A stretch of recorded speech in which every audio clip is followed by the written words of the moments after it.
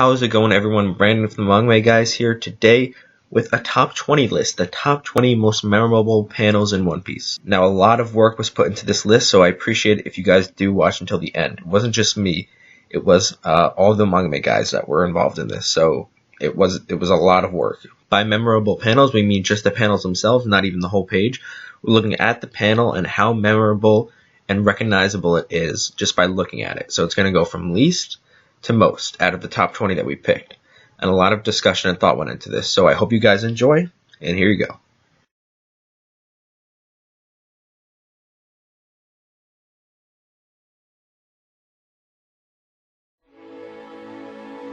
This panel is a personal favorite of mine. It takes place right after the infamous One Piece scene where Luffy and Zoro get beat up by Bellamy and his crew in a bar. We all know that Luffy and Zoro could have easily wiped the floor with them, but we were still frustrated because our heroes appeared weak. It's funny how even in fiction we still care about appearances and what other people think of each other. Nami drags them out and they run into who we find out later is Blackbeard.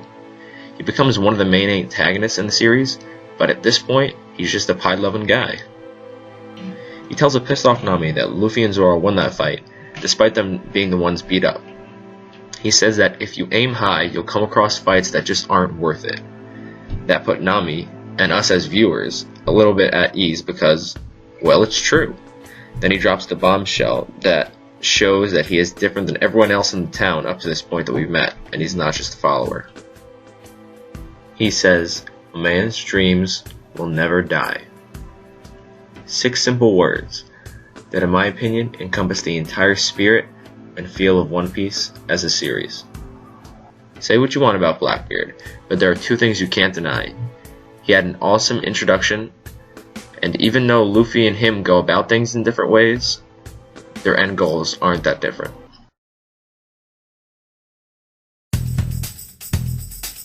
I thought this scene was a rather interesting one. Despite this being an early part of the manga, it was still powerful. Nami's true intentions for stealing not only their berry, but from stealing from a wide variety of pirates as well, were revealed. Nami was betrayed by Arlong and left to feel nothing but despair. She thought that she had no one left until she turned to Luffy, that is, with pure desperation on her face. She asked him to help her. Luffy went full on beast mode and decided to help her because not only is she his nakama, but he wants to avenge her for the past in which she suffered at the hands of Arlong.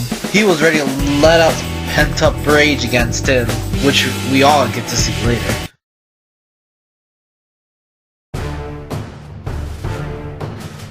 This scene is by far one of the most satisfying scenes in One Piece.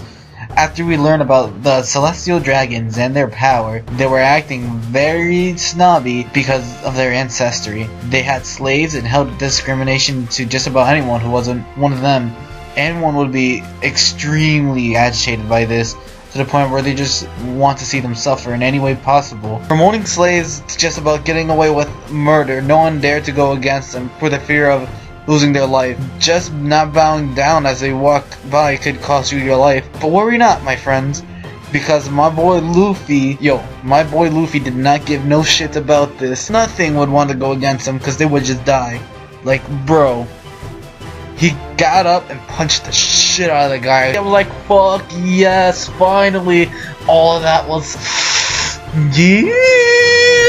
I felt so happy. I'm pretty sure everyone else too. They're like, yeah, that's what you get. That's what you deserve. Forget One Punch Man. We have One Piece for awesome ass kicking. This probably made every reader burst out with joy after seeing those Celestials getting what they deserved. Alright, this is another favorite moment of mine in One Piece, is when Shanks stops Akainu from killing Kobe and stops the war.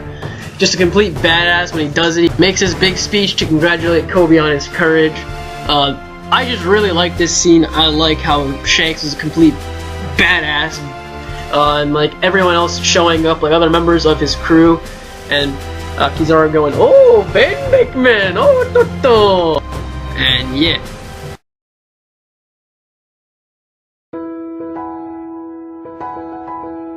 If I had to describe this panel and scene in one word, it would be beautiful. This took place on Amazon Lily after the war. Luffy was suffering from extreme depression due to the loss of his brother. He didn't want any help from anyone and wanted to be alone.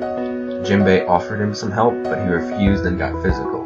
Jinbei then pinned him to a rock and told him to not think about what he has lost, but what he still has. This opens Luffy's eyes, and he remembers each one of his crewmates and starts tearing up.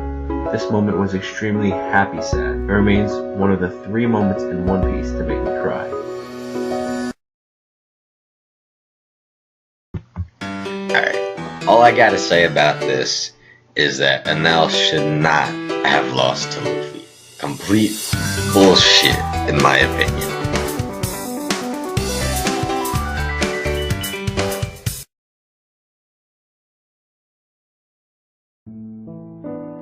This panel was after Akainu punched a hole into Ace's body, and Ace was saying how he was thankful for everyone for loving him so much. For most of his life, he felt like a bad person because of his father and didn't feel like he belonged anywhere. He was very thankful to Luffy and the Whitebeard crew for making him feel like he belonged. This was very sad for me because this is when I knew my favorite character just died. Alright, first off, Zoro the real OG. This is Zoro's fight with Mr. One, in which he develops Haki. He uses both observation and armament Haki for the first time, even though we don't really know what they are yet. This was his first big step to becoming stronger because he learned how to cut steel. So this was Zoro's first real tough fight, excluding Mihawk. The first step to him becoming the world's strongest swordsman. Even though Zoro hadn't really realized it yet, he could kind of tell that he had Haki because he knew where his swords were underneath the rocks, and he figured out how to cut steel. He kind of started learning how to develop himself more. In this chapter, Zoro meets Mihawk and gets his ass handed to him. But Mihawk does acknowledge Zoro's determination and tells him to get stronger and fight him again. Zoro then promises Luffy to never lose again. Even though Zoro has lost some fights, in a one-on-one situation we haven't seen him lose yet. It was definitely necessary for Zoro to meet Mihawk. This gave him a dose of reality of how strong Mihawk is, because Mihawk beat him with a tiny little pocket knife. He was not even trying. It was necessary for Zoro to lose to Mihawk here, so that he could develop further as a character and become who he is. And Zoro not losing to a swordsman or in a one-on-one is what really matters to him. I thought this scene was a pretty adorable and rather sentimental one too. This was after the Straw Hat crew had to save Nami before she had died from a sickness she had gotten from the tropical island. We learned about Chopper's past of being an outcast to both society and the wild. Seeing this acceptance from Luffy to Chopper probably made everyone say "aww" at some point. Chopper denied joining the crew probably because he didn't want to be a burden to them, or even to leave his doctoring. He still managed to persuade Chopper just by telling him to go with him, no ifs, ands, or buts. Besides, how could you not want an adorable creature in your crew?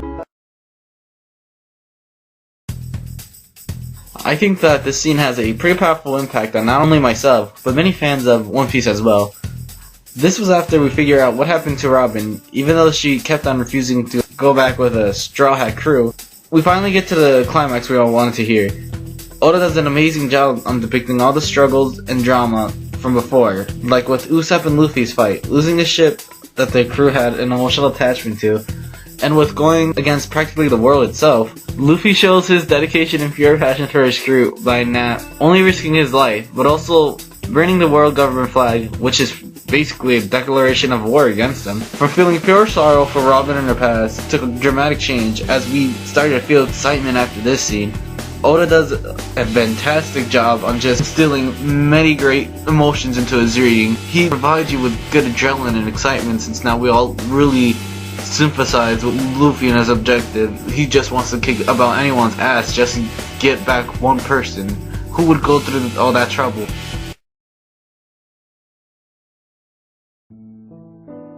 This moment. When Mary saved everyone at Enies Lobby, it was so unexpected and so perfect that I was completely dumbfounded. I was so happy that he was there that I forgot the whole situation with him. We were told multiple times since Water 7 that he wouldn't last much longer. And when the crew escaped Ennis Lobby, it happened. The pirate ship, the Going Merry, split in two, and the Straw Hats decided to put him to rest. It was such a sad moment that even Oda himself said he was crying while drawing it. It's a beautifully drawn panel, which was befitting for a beautiful Nakama, such as the Going Merry. Merry, you are forever in our mind and hearts.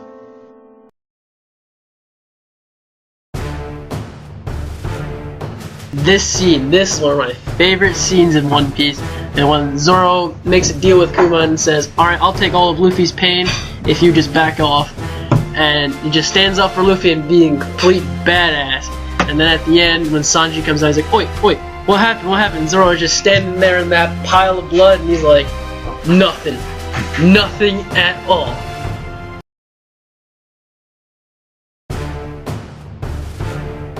Alright, this was the first fight between Luffy and Crocodile. Luffy got beat the fuck up. It was the first time we actually saw Luffy lose. This panel, or this scene, gave me a hard case in the field. I mean, Luffy looked so ready to fight for Vivi and Alabasta, and he just got completely wrecked. In this panel, Nami is crying on the floor because the whole village of Kokoyashi went to go fight Arlong, and she knows that they're not going to stand a chance. And Nami thought she didn't need the Straw Hats, but she realizes she does, and she takes a knife and she starts stabbing her tattoo because she doesn't want anything to do with him. And she asks Luffy for help, and he puts the hat on her, and it just feels great. You feel so happy for Nami, and you feel just a sense of pride for Luffy.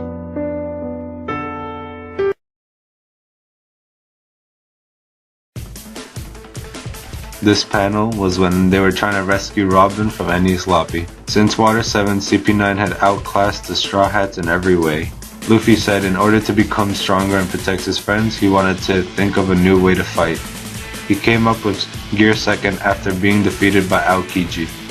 He shows it to us during his fight with Blue Note. When I first saw it, I was confused because he started steaming up and I didn't understand how he did it.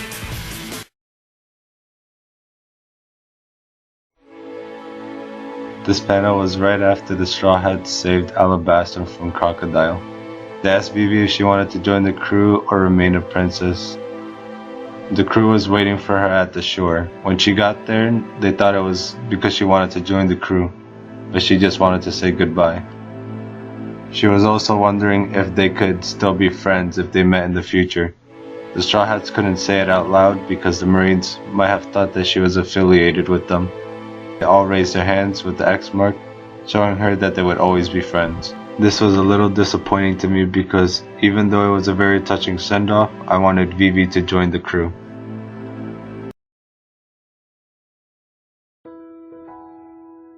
If you don't recognize this panel, then it means one of two things.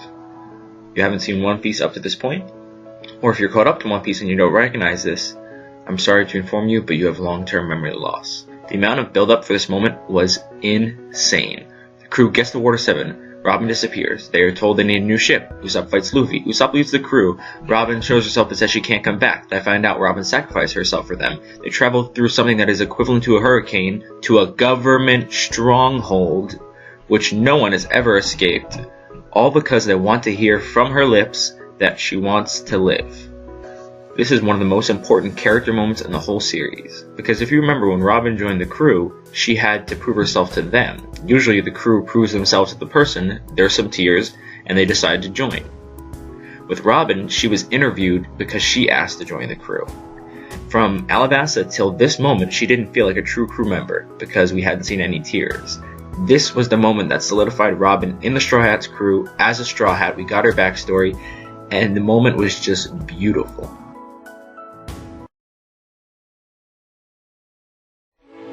So this is the very first chapter in One Piece. We are introduced to Luffy as a kid. He's on a small island with Shanks and his crew. Luffy announces to everyone that he's going to be king of the pirates, and Shanks responds by giving him his hat. This is the source of Luffy's motivation for making a crew and going on his adventure to become king of the pirates. This panel was just after they released Ace from the handcuffs and were trying to escape with him at Marineford, until Akainu yells out how Whitebeard is a loser and Ace hears him. He says that Whitebeard has been in the Grand Line for so long and still haven't found the One Piece. Ace felt disrespected and lashed out at Akainu and tries to punch him, but ultimately gets set flying.